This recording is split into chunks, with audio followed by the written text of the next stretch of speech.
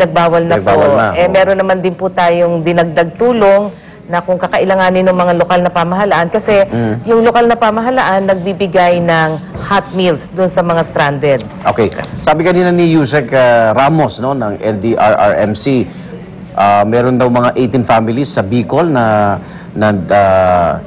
inalis na si Governor Salceda dun sa lugar na medyo delikado rin. Oo.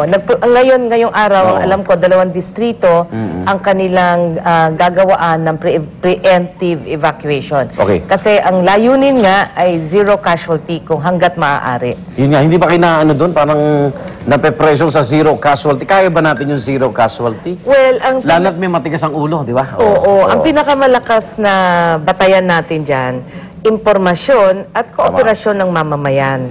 Kasi gaya nga ng sinabi mo, kahit na sasabihin namin na lumikas na po tayo, kung sasabihin, wala pa naman yung ulan or ayaw po, mahirapan talaga tayong mag-zero casualty. Pero dumadating na talaga ang kamalayan ng kahandaan. So, nagkukusa na. Nagkukusa ang karamihan. Yung pong yung huling bagyo na tayo ay namatayan, nandun po yun sa mga nasa gabi, hindi nakaalis kaagad, natabunan, at yung iba ay nakipagsapalaran.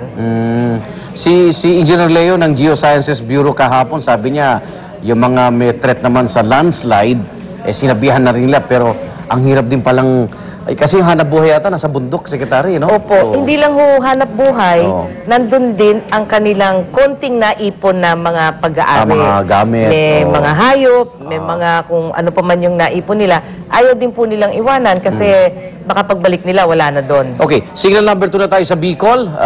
Anong balita natin doon, Secretary? Yun nga ho, sa ngayon may preemptive evacuation tayo sa 2 distrito sa pamumuno po ni Governor Salceda, at pangalawa, yun nga pong mga na-stranded ay ating binibigyan na ng mainit na pagkain or hot meal sa pamamagitan na rin po ng LGUs. At pinakamalaki pong halaga ang nakaantabay ho sa kanila, ang total po ay 3,143,000 na dagdag. Nadagdag pa. Dagdag sa kanilang ginagamit po. Okay. Doon sa mga nanonood po ngayon, bukas naman ang DSWD sa anumang pwedeng ayuda, no? O tulong, kahit hindi pa dumarating ito, mas maganda yung, mas marami na tayo supply dyan kaysa yung tsaka pa lang tayo mananawagan. Ano yung mga pangunahin na kailangan nila? Bukod sa banig at ano pa ba yan? Kumot. Banig, kumot at damit. Damit. Kasi hindi na po tayo tumatanggap huwag naman yung butas-butas. Oo naman. Diba? Yung maganda. At saka yung practical. Huwag din naman yung ball gown. Okay? Kasi kung minsan din nakakakuha. Meron ba pandibo? Kung minsan nakakakuha kami. So yung practical t-shirt, shorts, ganon.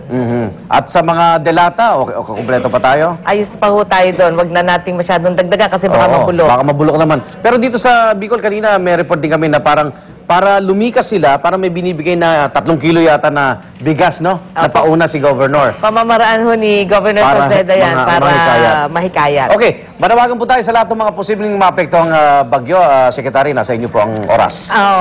Unang-una ho, tayo'y magdasal sana na hindi po lumakas pa ang bagyo at konti na lang po ang maapektuhan. Pero kung kayo po ay dadaanan ng bagyo, ay mahalaga na tayo po ay maghanda, at kung tayo po ay bigyan ng hudyat na lumikas, makiisa po tayo dahil ang mga hudyat ng paglikas ay pinag-aralan at alam po na baka ho may mapinsala sa lugar nyo. Napakahalaga na yan po ay ating sundin para nang sa ganon wala pong mamatay o mapinsala. Okay. Secretary, maraming salamat po. Secretary Dinky Soliman ng DSWD, yan po ating talakayan.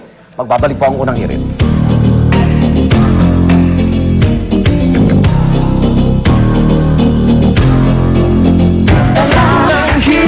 Saya-saya, mas masarap ang inyong mga unang hirit. Servisyong totoo ang lakas ng hirit. Saya-saya. Yes. Good morning, Good Kuya morning, Lar, Sue. candidate number 3. Ayan. Kabila. Candidate number 3, Lars Santiago. Weird. Yan, with. Ayan. Showbiz chika naman tayo mga Kapuso. Launching na kagabi ng GMA Artist Center Black Book featuring our Kapuso talents at ang party abag ginanap sa Ultra Posh Club na Republic. Talaga namang star-studded ang event na pinuntahan ng biggest names dito sa Kapuso Network. Kaya heto, makiparty na tayo with Luan. Watch this. Party talaga.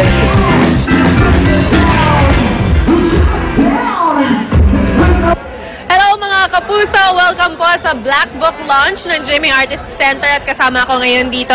Ito po yung litrato ko, ayan. At kasama din po ako sa loob. Actually, isa po ako sa mag-host. Well, this event kasi is about our book, the launch of the Black Book, and that Black Book is our catalog of our artists in GMA Artist Center. So, syempre kailangan natin ng catalog para ito yung kung sa menu ba, ito yung menu of stars. At ang mga artista na bahagi ng GMA Artist Center, thankful sa suporta na nakukuha nila mula dito. We are thankful that we were given an opportunity to be part of the project and that we have this Black Book that we can present and say that this is GMA Artist Center. So congratulations to GMA Artist Center. Una-una, I'm very happy for Artist Center at sa lahat ng mga kasamahan kong artista dito ngayon na nandito dahil first time na mag-launch ng ganitong klaseng event ng Artist Center, which is yung Black Book. And sa nakikita nyo naman nandito yung mga kakaibang gaganda at ang gagwapo at magagandang mga artista, mga talents dito sa Artist Center na wow, talagang speechless ka. At para naman sa ilang new batch of talents, masaya raw sila sa pag-aalaga na ibinibigay ng GMA Artist Center kahit pa mga bagito pa lamang sila sa industriya.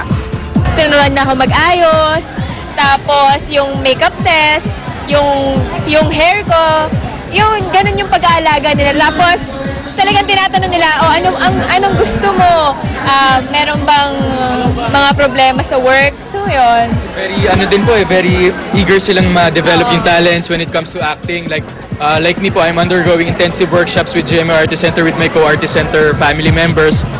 Ayan pa mga kapuso, kanina nakilala natin isa-isa ang bagong kapuso stars natin dito sa GMA Artist Center. At sana abangan po ninyo sa May 29 ang aming photo exhibit. At straight mula sa kanyang pag-rampa kagabi, ang ating guest. Dito ating guest, none other than Miss Luan D. Hindi pa masyadong natutulog. And of course, kasama niya siyempre Miss ang isa Via pa Antonio. taga I Heart You pa. Good morning. Good morning. Si Nikki. Ako yun. At si Polly. Oh, pero hindi niyo type ang isa't isa? Si Nikki. Opo, kaaway ko po siya. Oo, di ba? Kasi Pinasusuklaman ko. best friend niya eh. Bakit ka walang dito? Aba? Sabi. Dinala nila ang kanilang mga karakter. Oo. Anong aabangan sa last few days ng I Heart You Pare? Ako napakarami po. Marami pong revelations. Marami po tayo kasing love teams na introduce. So, at abangan po natin kung ano ang mangyayari of course sa love team ni Tonette at ni Kenneth. Kung ano mangyayari kay Vodka, kay Joel at kay Polly. Kung sino pong magkakatuluyan o wala. Sino ang tunay na maton? So, anong mangyayari kay mangyayari kay Nikki at kay Kenneth? So, hindi na ba matutuloy? Yan ang aabangan nila, Kuya La. Sino ang pakakasalan ni Kung lalaki ba Kenneth? talaga si Nikki yung babae? Hindi siya may question. Napakadami po. Pati ikaw pala may pagdududa pala sa'yo din. At nga pa, pasalamatan natin. Kaya ko ba ito? Napapasalamat po kami sa lahat ng sumuporta. Wala pong bibitaw sa huling linggo. And thank you rin po sa creative team namin. Pinangungunahan naming director na si Andoy Ranay. And Direct Hits, Ayun, good si morning. Direk. Good morning. Thank you Ayan, so much. Thank you so much, Edu. Bea. Po. At samantalang ngayon naman puntahan natin si Edu.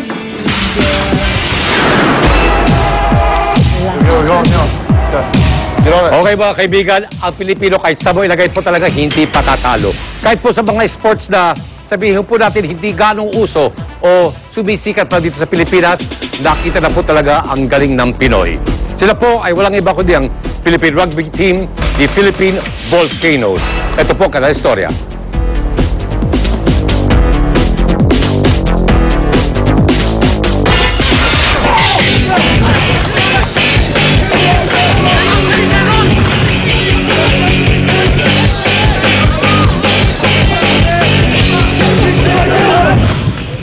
lamang grupo ang nakikilala ngayon sa buong mundo sa larangan ng sports. Dahil kung mayroong Philippine Ascals sa larong football, ngayon naman tampok sa sport na rugby ang Philippine Volcanoes. Ang rugby team na ito ay binubuo ng mga Pilipinong kung di man ipinanganak sa bansa, ay lumaki sa iba't ibang bahagi ng mundo gaya ng Europa at Amerika. Una silang sumabak sa pandaigdigang kompetisyon noong taong 2006. At dahil sa kanilang bilis at bagsik sa sport na ito, ang Philippine Volcanoes ay wala pang talo for the past 3 years. Sa pinakita nilang husay, makakasali sila sa Division 1 ng Asian Rugby Football Union na isa sa pinaka-prestihiyosong international rugby tournament. Ang galing ng Philippine Volcanoes, di po ba? World-class athletes. Patunay lang na ang lahing Pilipino ay kaya maipagsabayan sa kahit anong lahi, lalo na pagdating sa sports.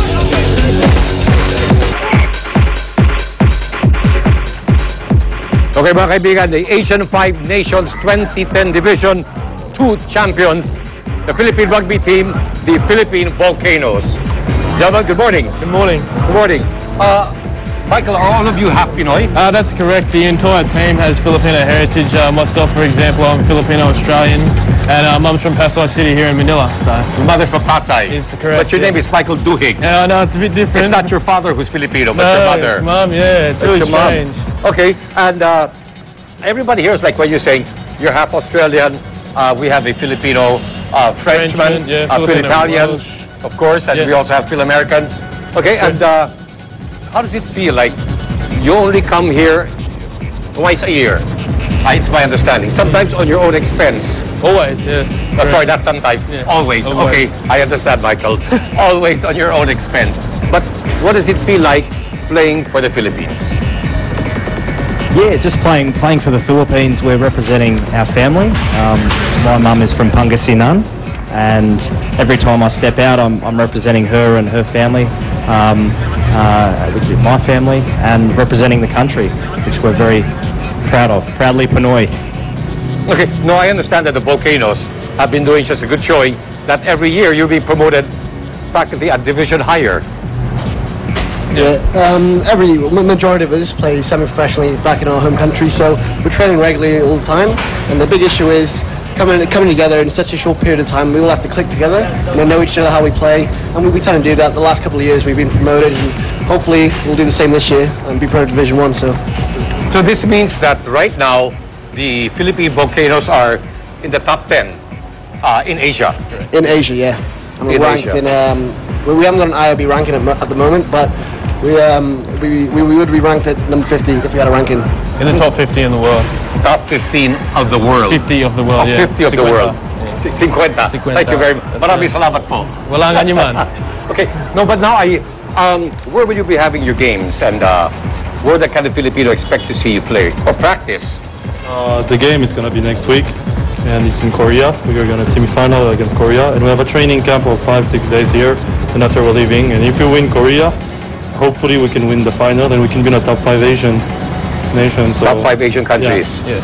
No, so there's a chance that the Filipino can still probably watch you during your practice games. We've got a 6-day camp in Laguna starting tomorrow, and then we come back up on Sunday to play a practice match at probably Nomads against the Barbarians team. Okay, I'm sorry, could you be more specific? We're in Laguna because, Laguna's we're staying at the Word of Life camp. Word of Life? Yeah, Okay. down there, but the specifics of the actual location we're unsure about because they like to keep things different each camp, so they're going to try and surprise us with some different training methods and things like that. Mga kaibigan, bagamat ang rugby po napakabago po rito sa ating bansa, marami na po naglalaro nitong larong ito sa buong mundo. And this is also right up the Filipino alley because the Filipino being very, very fast, being very, very agile, these are the kinds of sports where we feel Filipinos can actually excel in. Definitely. Could you show us a few moves? Can you just wait till I kind of get out of the way? No, you're joining in. No. Let's go. Let's go, Lorne out. So of course, even the throwing of the ball.